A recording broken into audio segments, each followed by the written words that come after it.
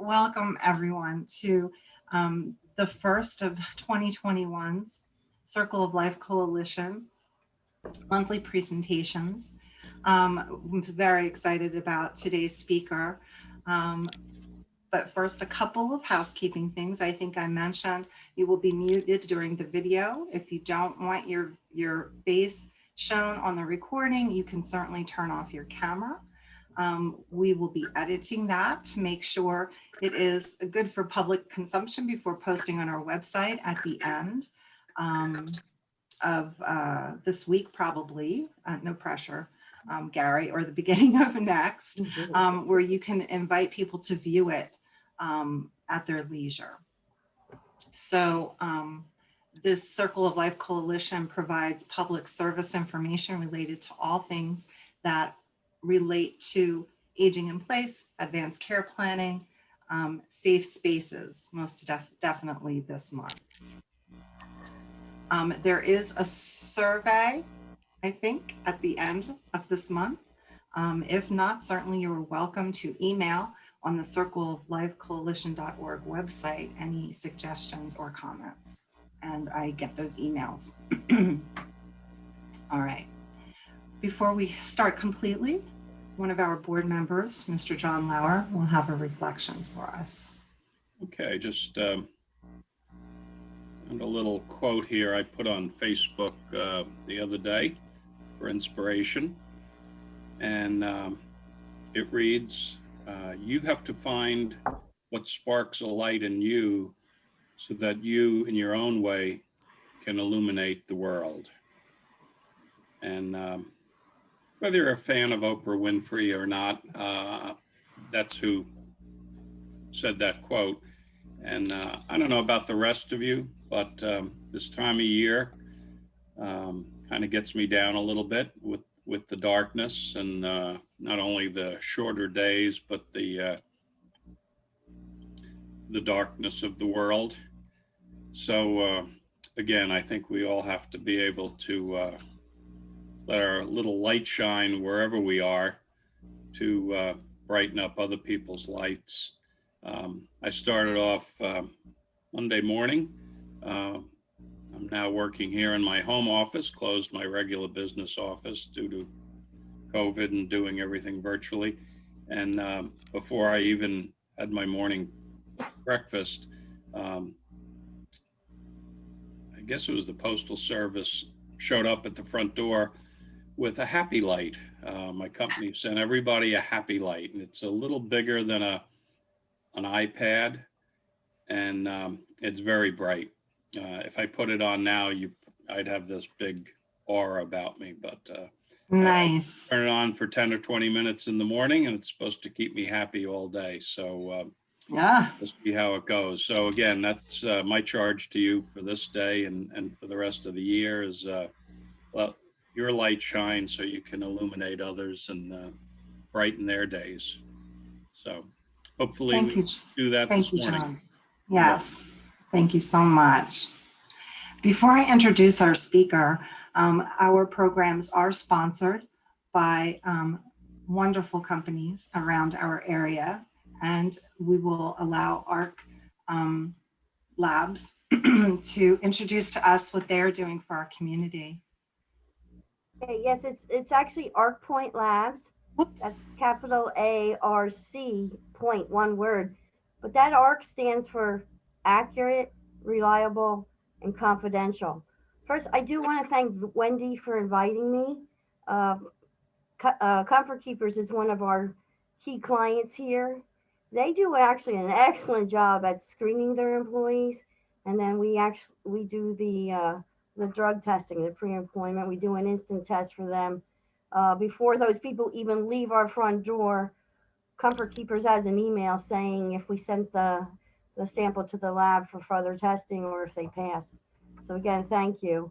Arc Point Labs is a third-party collection site for various labs, so mainly Quest, LabCorp, MedTox, Alere. We're in the business, my husband and I, 5 years ago, ventured into this business, October 2015, and we've been growing the business steadily. Our main focus is working with small businesses to do their pre-employment, random, post-accident, suspicion, back to work testing. We also do a lot for the Department of Transportation. We provide compliant testing, including the same things, pre-employment and all that, but mainly the randoms. We manage a lot of random programs. We also bring a doctor in here to do the DOT physicals. Um, with Tracy talking today with intimate partner violence and murder, we actually do a lot of work with legal testing. So, legal testing, court admissible testing for custody cases. So, before you want a child going into someone's home, is that husband, is that boyfriend, or even is the mother have a drug or alcohol addiction? So, we work very closely with family attorneys. And also, we've had not a lot, but we've had people come here to get tested that they were being poisoned. Actually, one of my friends was very sick around when the Eagles were in the playoffs, and we found some traces of antifreeze. And we did a fingernail test. So there's all different. We never knew who's coming through our front door. I mentioned earlier before some people got on here, we do DNA testing.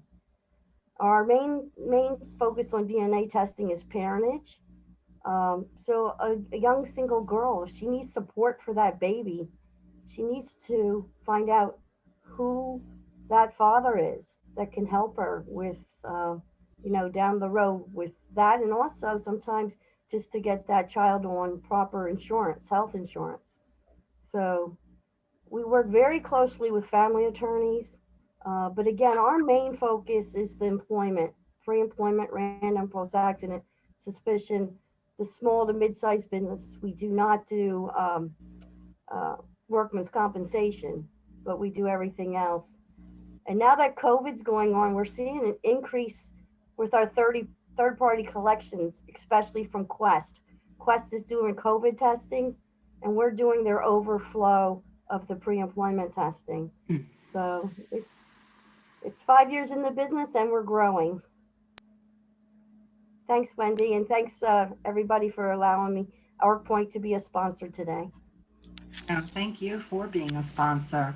And if everyone, if you would look at your chat boxes, Wendy has placed some interesting points in there about that regarding ArcPoint Labs. During our presentation, you can certainly type your questions too, or if you need any other extra information within the chat box. And when we get to the questions portion, Tracy can answer those questions. We will read them to her. Oh, Deb, one more thing. We are Wendy's neighbor. So we're right here in West Lawn, right behind Austin's. And if anybody would like a tour or to do a one-on-one, we need to grow our business. And so if anybody even has ideas for me, I'd appreciate that. We're Wendy's neighbor and right here in the center of Berks County. Thank you. All right. Without further ado, let me introduce our wonderful speaker, and a reminder that this is being recorded. If you do not want your face on the video, go ahead and turn off your video screen. Ms. Tracy Schott is a Master's of Social Work and is the producer, director of Finding Jenn's Voice, the award-winning documentary film about intimate partner homicide featured in Voice4Change.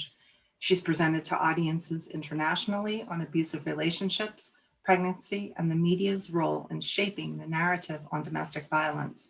Tracy is uniquely qualified to tell this story. She received her Master's of Social Work from the University of California, Berkeley School of Social Welfare in 1985. For 15 years, she practiced as a child and family therapist with many adult and child victims of abuse.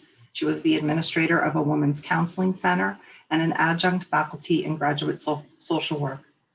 After witnessing the power of television in shaping behavior and attitudes with her own children, Tracy decided to pursue her interest in creating social change through media. She obtained a Master's of Science in Telecommunications in 2000 from Kutztown University. Tracy is the founder of Schott Productions and has produced, written, and directed hundreds of projects, including short films, TV commercials, and content. Without further ado, Ms. Schott. Thank you, Deb, for that introduction. Yeah, I'm kind of an odd bird in my world, social worker turned filmmaker.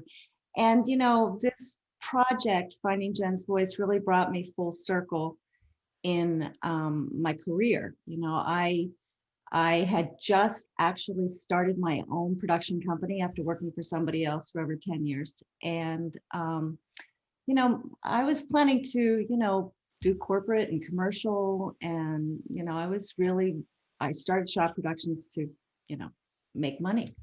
I was only a couple of weeks into having that company, having my LLC, when I got a phone call from a friend of mine who was on her way to her niece's funeral.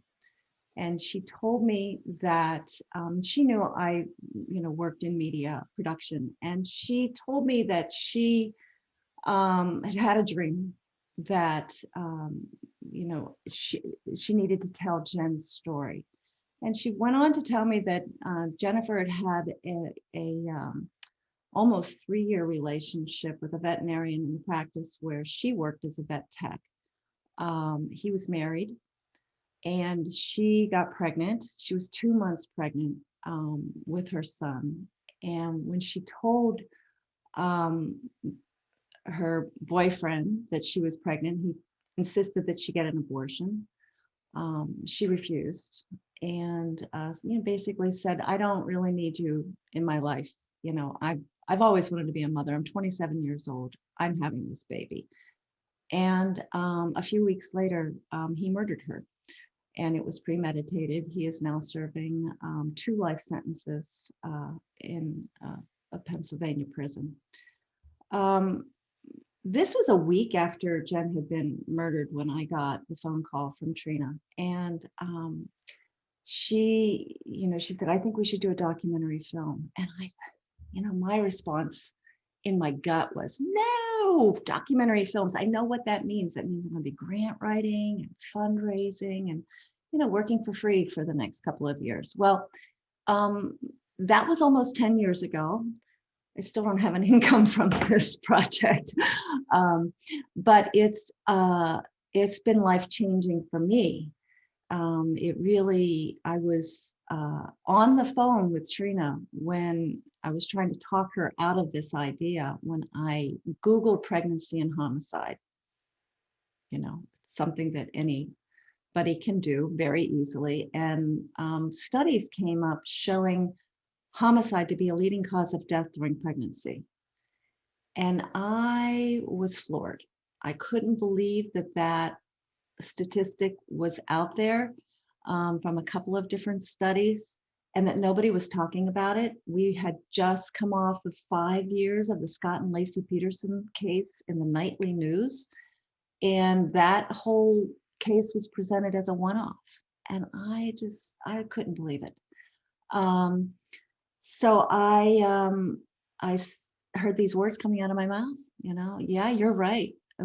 We do need to tell Jenn's story, and I'm the person to do it. And I don't know if you know this about me, but I was a social worker before I was a filmmaker, and I'm going to do this film. It took 4 years to make the film.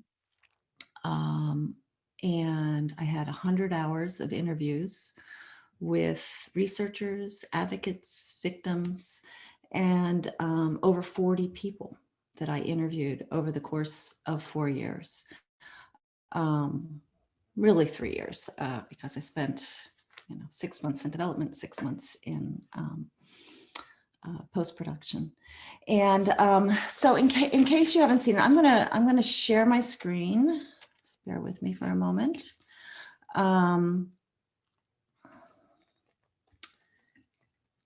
So here's a poster. Can you guys see that? Yeah, okay. So that's a poster of the film. And if you live in Berks County, and unless you've live under a rock, you might have heard about this film because I spent a lot of time promoting it and fundraising and begging people to help me support it. I'm going to do a new share. I'm going to share the trailer for the film. And I'm just going to play that for you real quick, and then we'll move on. But let me just go to full screen and we'll press play. I was not in a good place when we met. You were my fantasy guy. You made me feel special. That once-in-a-lifetime love. The white picket fence. My pregnancy turned you into such a monster. The little lies, the deception, the jealousy. your anger terrified me. There was a voice within that told me to get out. I do not need you. I paid the ultimate price. Police are investigating what they're calling a suspicious death in North Whitehall Township. The victim has been identified as 27-year-old Jennifer Snyder. She was 2 months pregnant. Investigators say the gun used to kill 27-year-old Jennifer Snyder matches the gun that belongs to her boyfriend, 30-year-old David Rappaport. Jen never would have left us worry. I did not have a good feeling. And Jen would have never not called after the ultrasound. What we found was the surprising part, that the leading cause of death during pregnancy was homicide.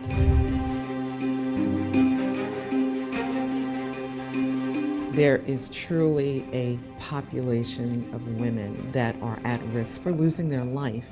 The ultrasound, believe it or not, is a trigger. She told me that David was not thrilled about it, and she worried, and I told her that he wants to be in the baby's life, that he does. If he doesn't, he's not worth your time.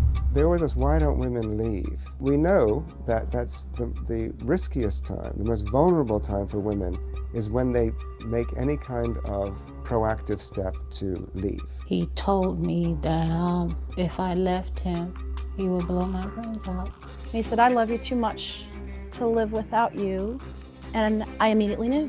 Then William wound up saying, don't do it, Daddy, don't shoot Mommy. Oftentimes, these homicides get covered as just one more instance of crime, rather than domestic violence. Investigators say Rappaport, a married man, was angry Snyder got pregnant. What we need to do is educate the public to not immediately go, well, what was she doing? It doesn't matter what somebody was doing. It's not okay to hit, and it's certainly not okay to kill. What most I fear is forgetting my sister, forgetting her voice. There's not a lot of evidence that was here. And I think we just need to start beating the drum louder and louder until people take notice. She died because she was pregnant. Right. So that film was completed in 2015, and it has spent some time in the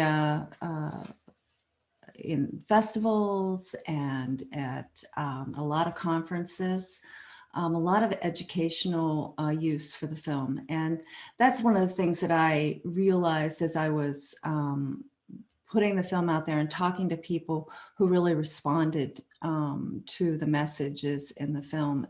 I heard over and over again from domestic violence advocates that the film was one of the best that they'd seen in terms of telling the whole story of domestic violence. Because what I really learned when doing this film was that domestic violence was not just about black eyes and broken bones. In fact, the first year I was working on the film, I didn't even make that connection that Jenn was a victim of intimate partner violence because there was no history of physical abuse. And as I started talking to researchers and I told them that, they were like, well, that's not the definition of domestic violence. Domestic violence is about a myriad of behaviors that are controlling and really limit a person's ability to control their own destiny. It's a pattern of behaviors. So I'm going to kind of share some of that with you. I just want to give you guys a heads up. There's somebody in the waiting room. Do you see that? No? I can admit. I'll just admit. There you go. Okay. What did I learn? What were the lessons that I learned, right, from this film? I learned a lot. One of the things that I learned was that survivors of intimate partner violence make the best spokespersons. I interviewed the leading researchers in domestic violence, including Jackie Campbell, who appears in the trailer. She has been doing intimate partner violence research for over 40 years. I learned a ton from her, as well as the other 10 experts and service providers that I spoke with. But it was the survivors in the film who really made a difference in terms of expressing and telling the story. You know, I think that we get really, immune almost to the statistics. And the statistics about intimate partner violence are horrific.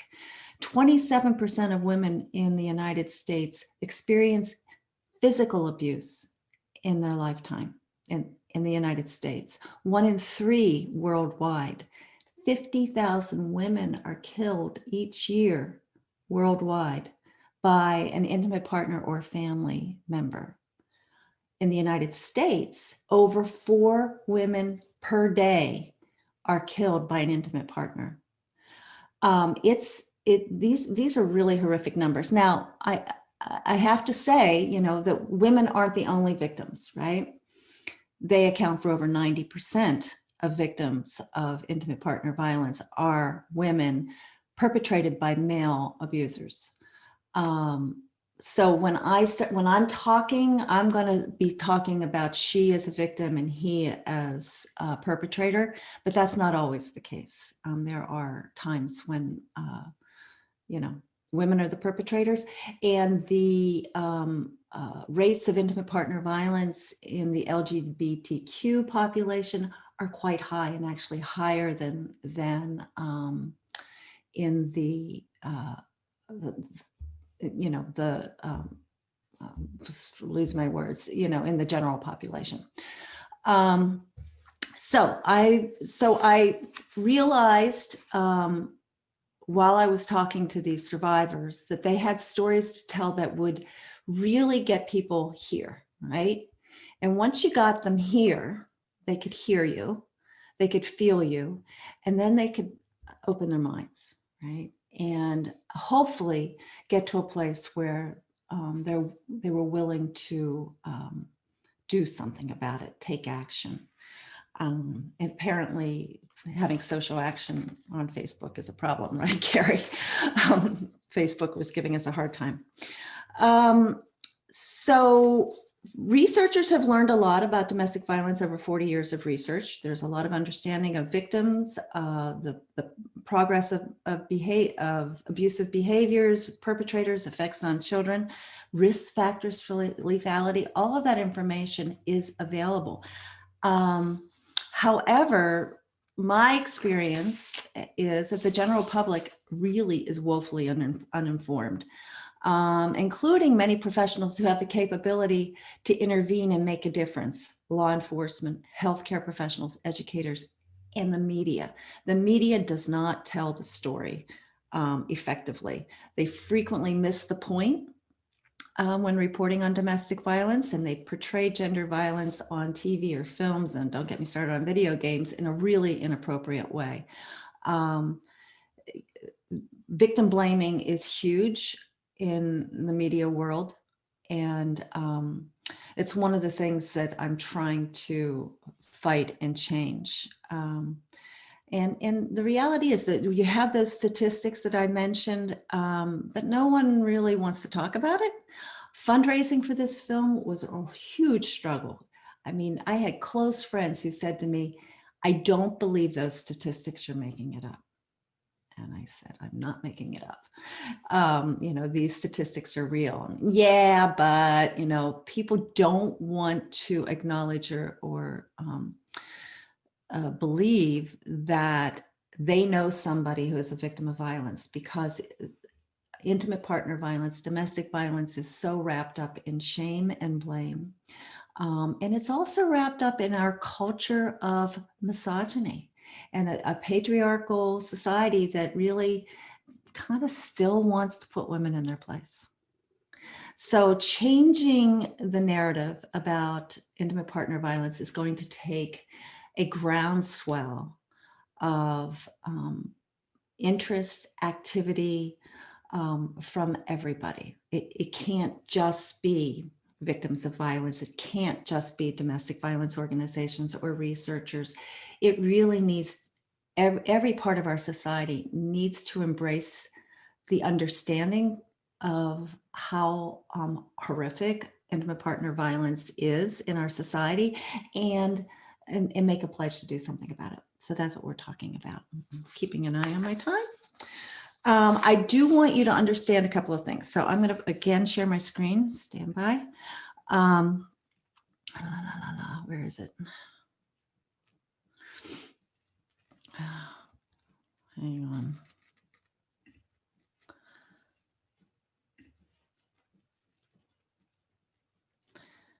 I don't know why it's not coming up.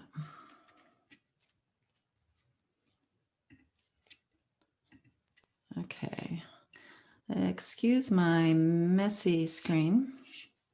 Can you guys see that? It's a anatomy of an abusive relationship. So this, and I don't hear you. So somebody take your mute off if you can't see this and tell me. Okay, I'm going to assume you see it. So in my conversations with the women and the researchers, I realized there were these common threads. So the women I interviewed were all very, very different. They came from different educational backgrounds, different cultures, they were all over the map, right? And I interviewed by phone 35 victims of attempted homicide.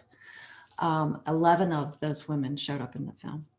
I heard the same story over and over again. One of them was that they fell into this quick romance. And when I asked the women, I asked everybody the same set of questions at the beginning of my interviews. When I asked them to describe their abuser when they first met, 27 of the 35 women used the word charming.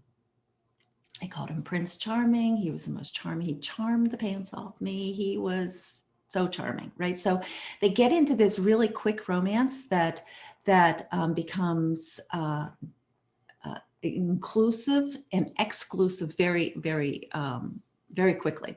So, but most of these women also talked about being vulnerable, that they maybe had a childhood of abuse, or they had just broken up with somebody, or they were sad for some reason.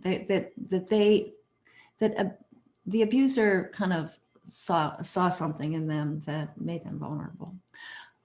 Very quickly, these relationships become isolating, and social isolation is a real tool of abusers, because the more isolated you are, the less likely you are to ask for help. And that isolation also reinforces some of the negative messaging that you're getting. And emotional abuse is huge. And emotional abuse is things like, you're stupid, you deserve it. And a lot of that messaging emotional abuse, survivors will say, is harder to endure than physical abuse. That those scars continue for a long time. And control is huge. So control is controlling who you talk to, who you see, your money, having no control over your finances. It is a really great way to stay a victim, because it's very hard to get out if you can't control or access your own money. Sexual coercion is really an important piece to understand because it's wrapped up in shame and blame as well. Reproductive control becomes an issue where women become pregnant against their will because birth control use is sabotaged, or they become pregnant and they're forced into abortions. And that was the issue with Jenn, is she was being forced into an abortion, and when she refused to get the abortion, she was killed. And she was killed the day before she was supposed to have her first ultrasound appointment.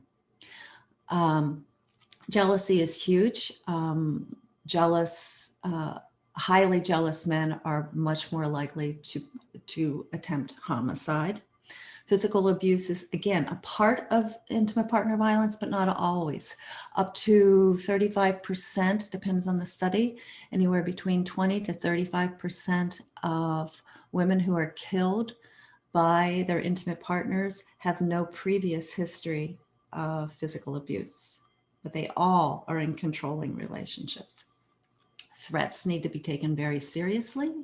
If you hear that somebody is threatening suicide, if his partner leaves, what you need to understand is that many people who attempt suicide also attempt to kill their intimate partners and families. And we've seen that horrifically in Berks County recently. And pregnancy is a risk factor. Pregnant women are more likely to be injured. Emergency room visits by pregnant women are frequently due to intimate partner violence. So all of these issues, I'm gonna stop sharing for a second. So all of these issues are,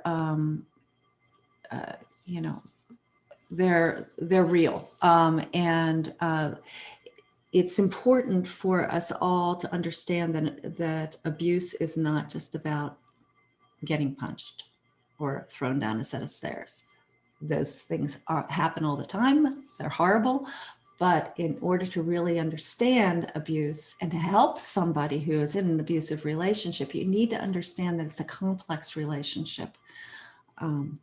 So I want to move on.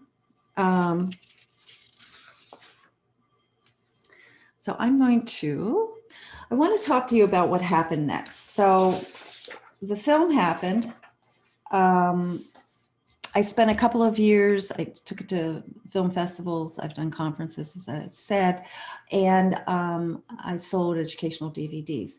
About a year ago, I decided that what I really wanted was a way to stream the film online and kind of elevate the voices of survivors. So there's a lot of organizations in this country for victims of domestic violence, or not necessarily for victims, but there are advocacy organizations all over the country.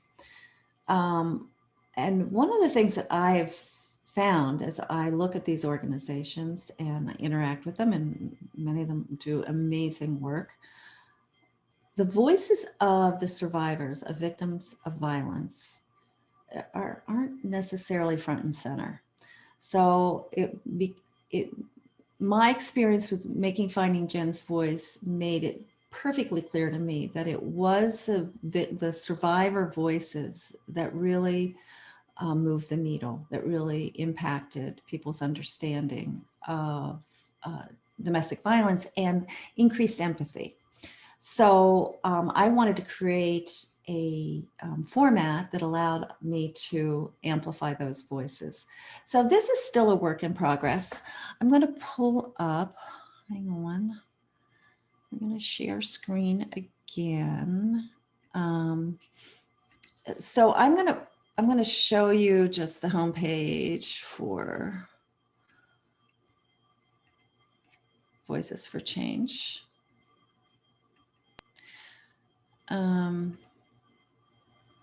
You guys see that?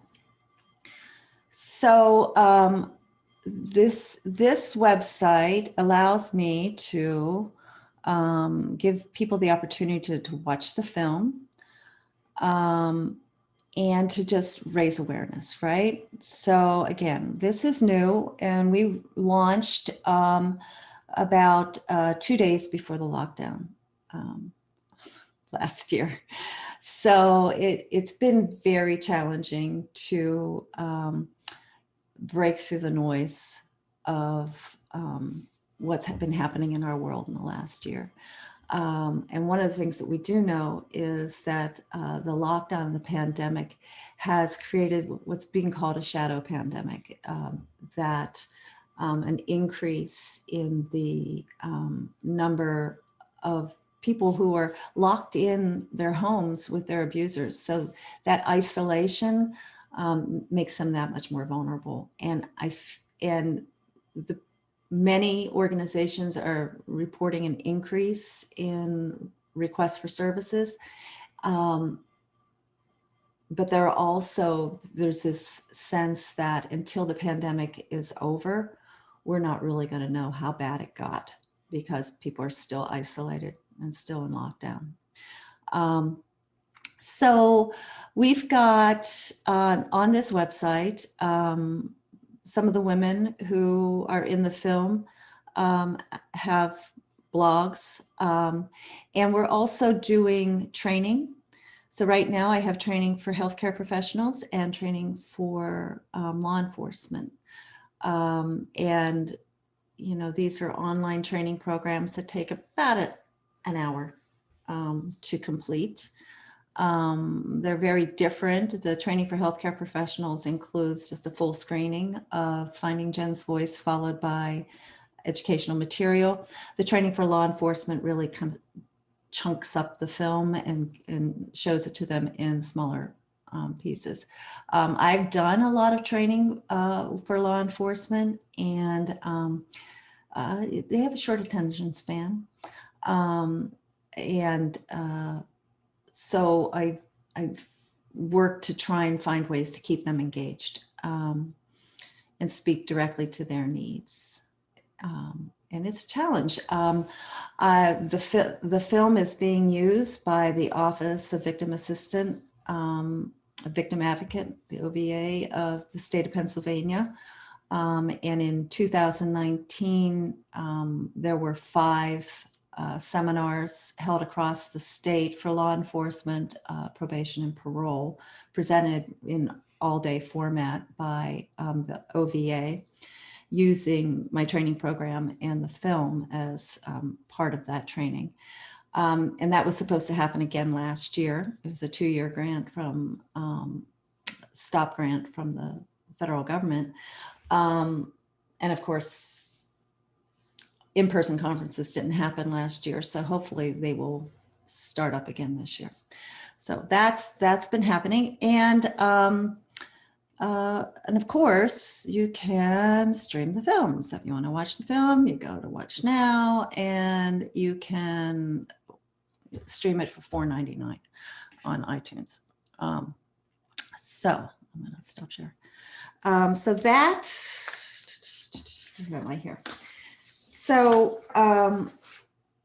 the next thing that I'm doing with this is I'm doing a couple things. One is I've partnered with an organization that's actually based in New Mexico called Incandescent Women, and I'm doing a weekly radio show starting next week.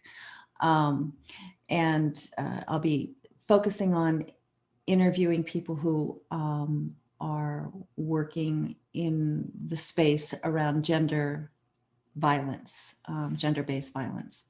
And the other thing that I'm doing, and I'm starting this next week, is a virtual tour. It's a digital tour of Voice4Change, where we're doing webinars that are targeted to specific organizations, specific audiences. I'm partnering with other domestic violence organizations around the country to do this. And then so what will happen is The local organization will reach out to their local communities, hopefully help with some funding because, you know, somebody needs to get paid. We are then recording those webinars, editing them, and they'll live on my website so that people can keep going back to them. And they're very specific topics. So the one we're doing next week, we're starting in Berks County because why wouldn't we? And I'm partnering with Safe Berks and Berks Teens Matter with two of their educators. And we're featuring the topic is teen dating violence. And I have a recent graduate of Reading High School who is going to talk about her experience of being a victim of violence. And our local experts will share their expertise about the signs of unhealthy relationships and what to do if you're in one. So these are all, this format of having a webinar panel discussion that includes features a survivor and also local expert. And also we're going to have a member of our target audience. So in this case, our target audience is also another teen. But I have another one coming up in Texas that we're going to be talking about gathering evidence for law enforcement when they're going to domestic violence calls. So these are, on that one, our target audience member will be a police officer. So each of these webinars are really meant to engage local communities because I really believe that global change starts locally. But because we're all stuck in this webinar world and Zoom world, we're taking advantage of it. And there's going to be a part of this format that's going to continue, I'm sure, when this is all over. And having online virtual educational opportunities is going to be, I think, really important. So that's my next big thing, is doing this virtual tour. So I want to end with,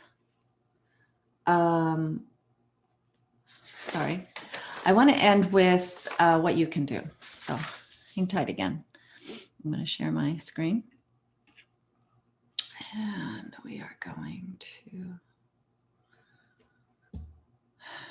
where are we going? Sorry. This is all a little clunky. What the heck is it?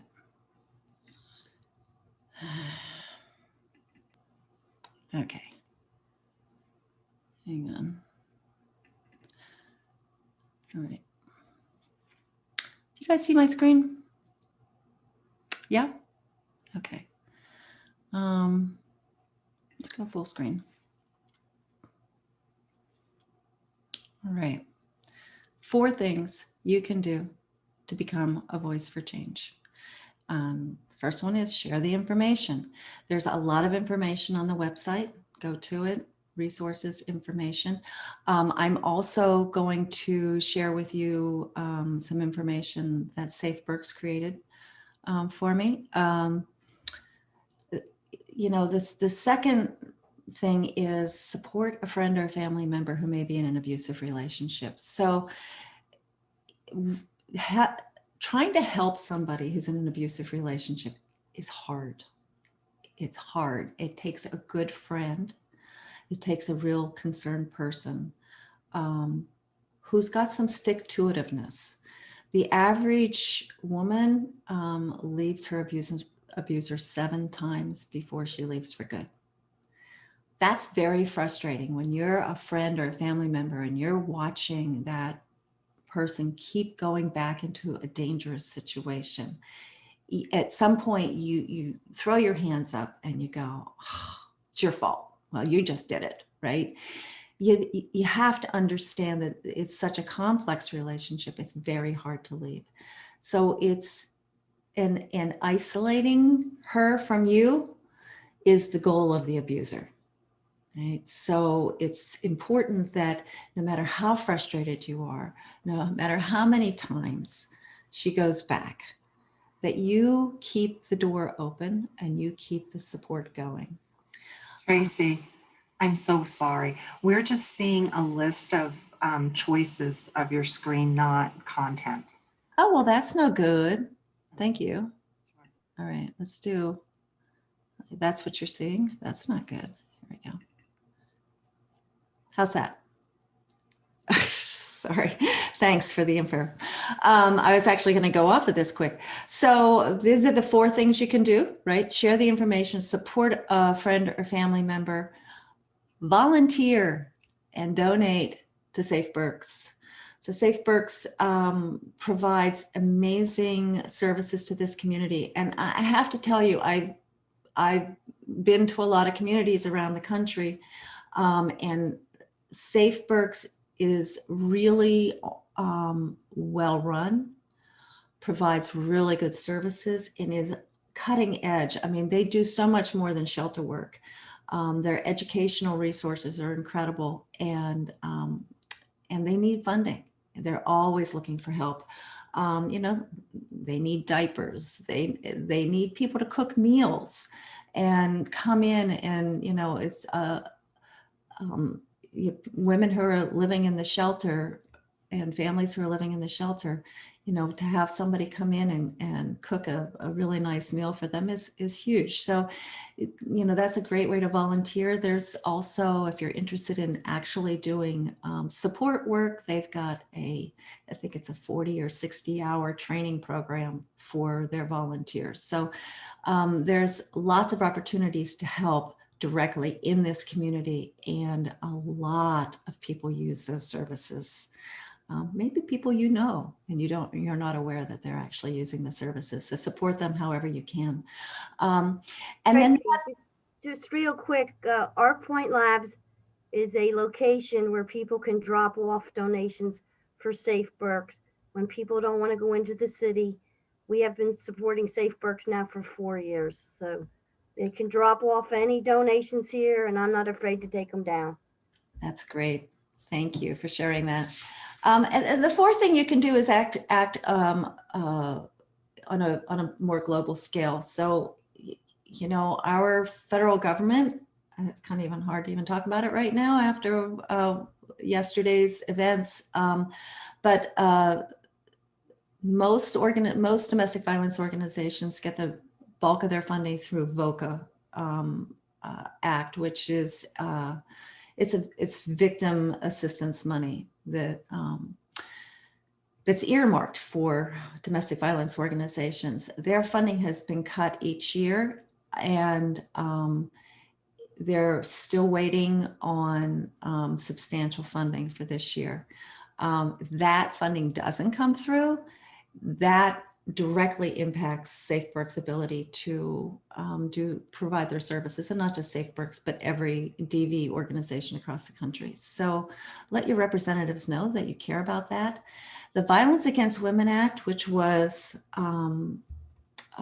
initiated by Joe Biden 25 years ago, more than 25 years ago, has yet to be renewed. It's been lying dormant for 2 years.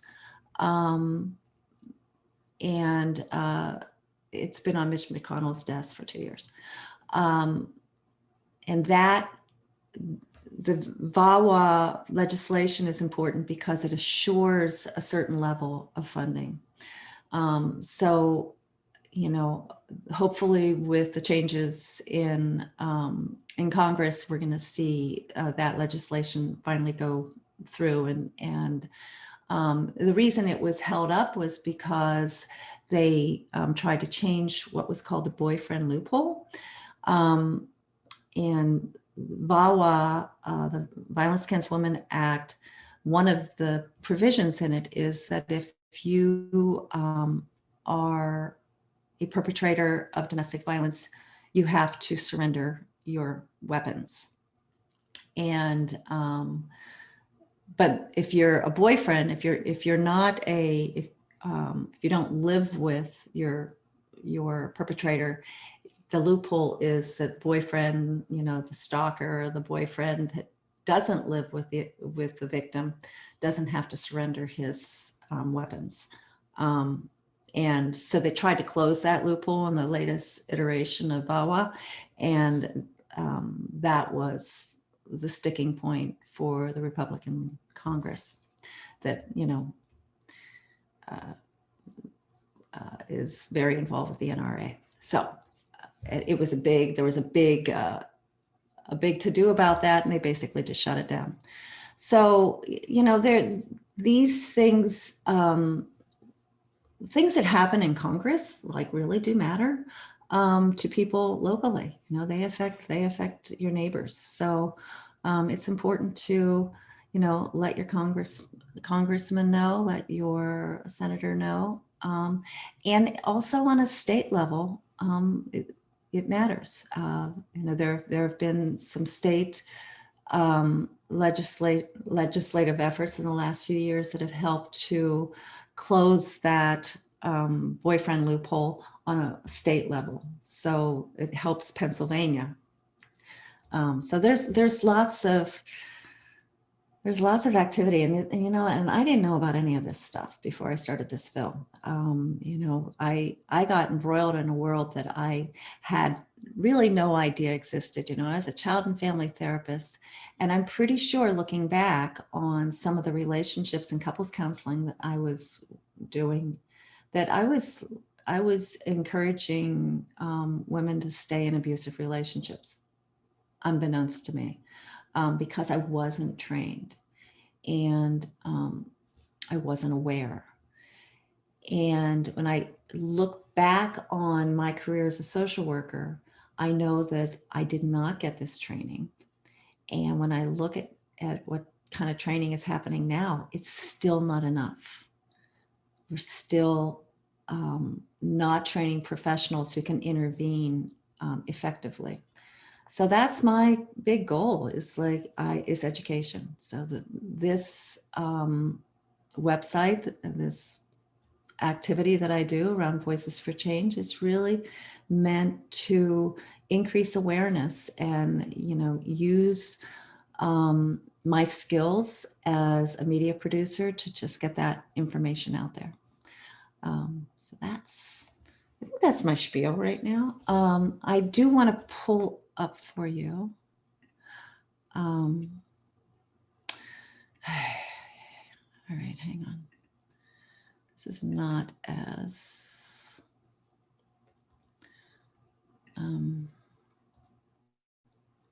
not as user-friendly as it should be. I did send this, hang on.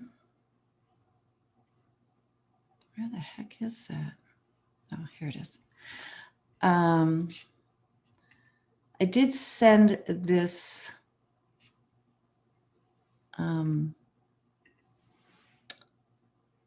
PowerPoint presentation to Deb, which she can share with you.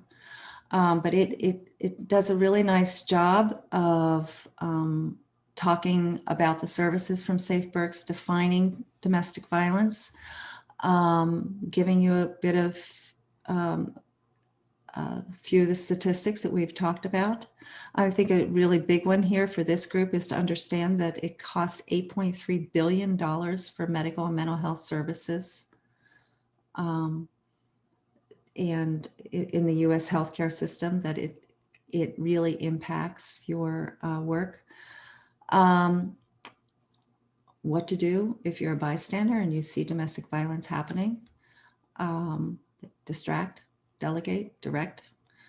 And what to do if somebody actually starts to tell you about being abused. First of all, you start by believing, and you tell them that, and you let them know it's not their fault. You can be supportive by being a good listener and encourage them and let them know that they're brave, because the self-talk that goes on among abusers is very negative. ask her how you can help. You know, she's lost so much control in her life that you don't want to be another person taking it away from her. But you know, offer to be there to help her get the services that she needs. And never ask why. Why makes people defensive.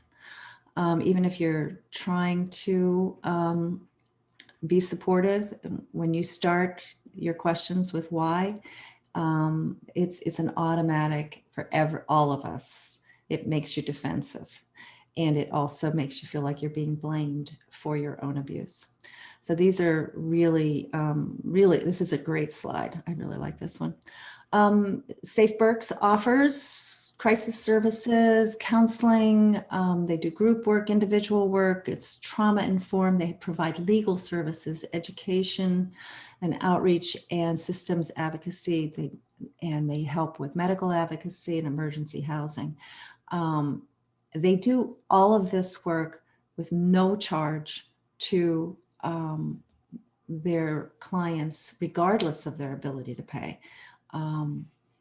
So, you know, the doctor's wife and, you know, the welfare mom get the same services, and it's a leveling field, and it's really, I can't say enough about Safe Berks. They've just done amazing work. And here's our contact information. So, yeah, Deb, if you can share this with people who could use it. So I am going to stop talking because we're almost out of time. And if there's any questions, happy to help. Thank you, Tracy. What a labor of love for women. It's been a passion project for sure.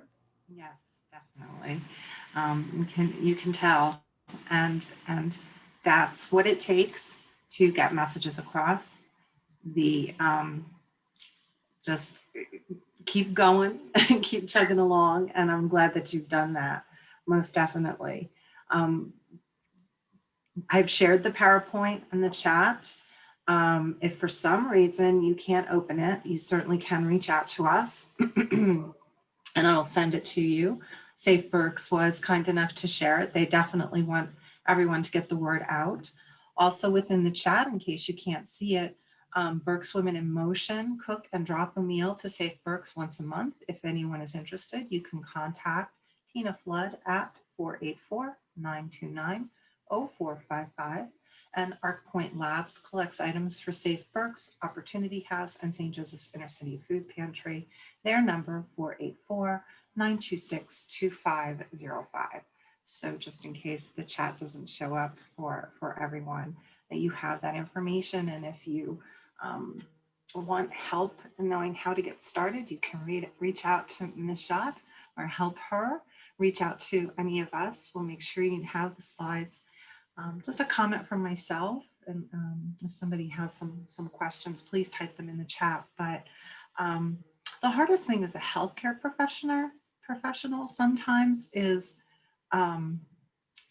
seeing women not leave so many times, and others around them helping to create the safe spaces and the safe ways to leave, and the fear of doing that. And sometimes it's the life they've known for a very long time. So that can be very wearing on a healthcare professional. So that's tough. Any specific advice within that healthcare professional training that you could share? Well, I think that what's really important to understand when there's a couple of things. So one is when you're in a domestic violence relationship, you know, they don't punch you on the first date, right? You know, it takes it's this insidious behavior that by the time you are in a physically abusive relationship, emotionally you've already been through the ringer, and your self-esteem has been run ragged. you've also, your life is becoming enmeshed with your abuser.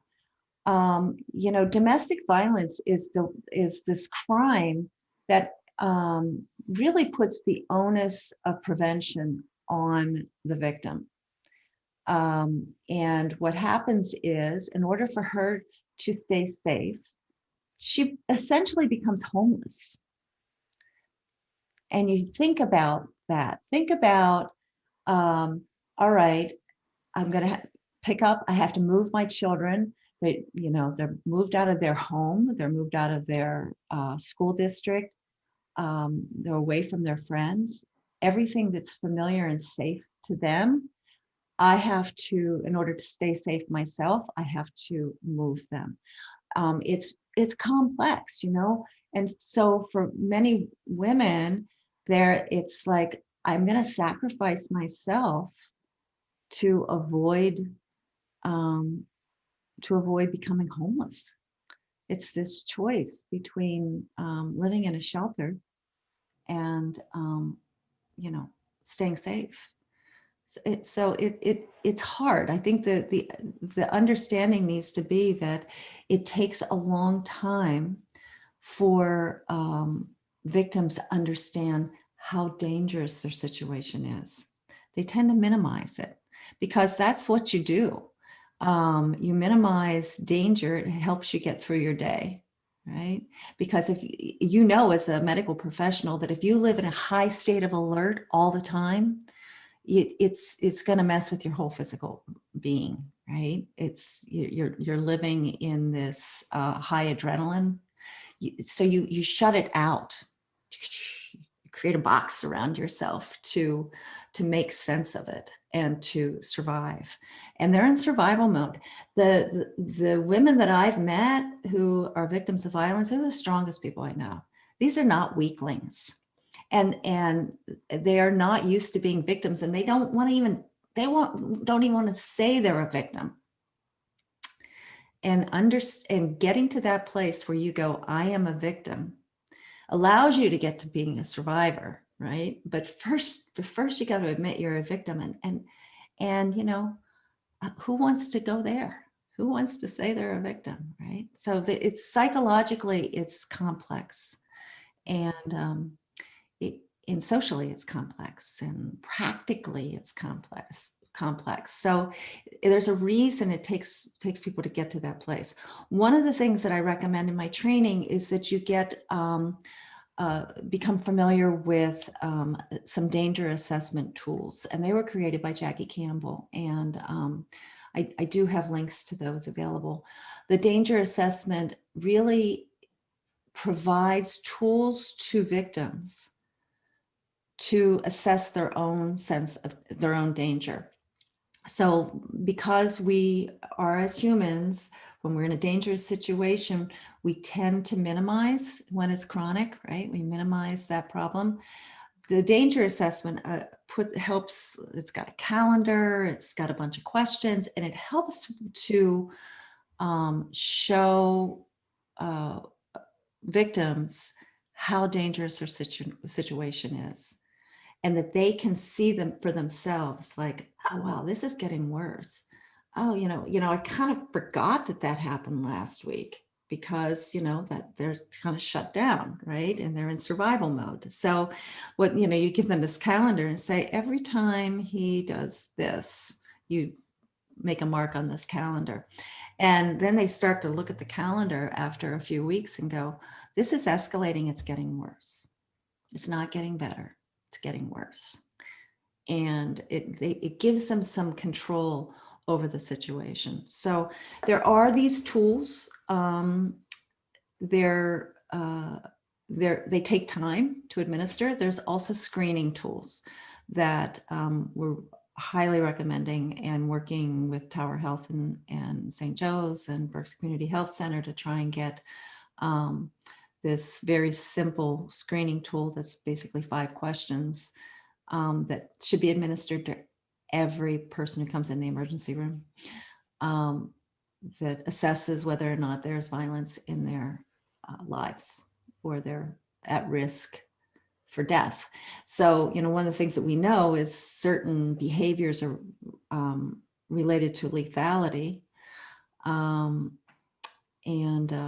those include jealousy. Those include, the big one is strangulation. Any person who's had their air cut off by either smothering or hands around your neck needs to understand that they are 7 times more likely to be murdered by that person. So strangulation is a huge red flag, huge red flag.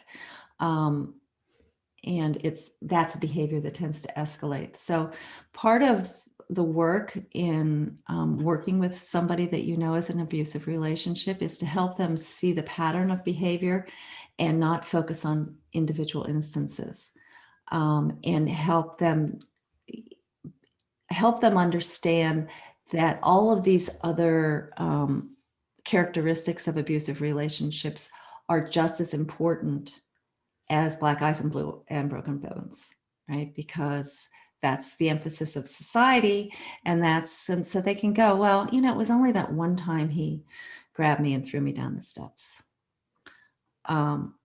But when you can say, if you ask, has he ever put his hands around your neck and tried to keep, strangle you? And you probably will use the word choke, even though that's not really choking, it's strangulation. And if you ask them, have you ever been strangled? They'll probably say no. But you say, has he ever choked you? A lot of people who don't admit to strangulation will say, oh yeah, he likes to do that. He likes to do it when we're having sex. It's these kinds of behaviors become minimized, and women are convinced that they're normal, and if there's something wrong with them, that they don't like it.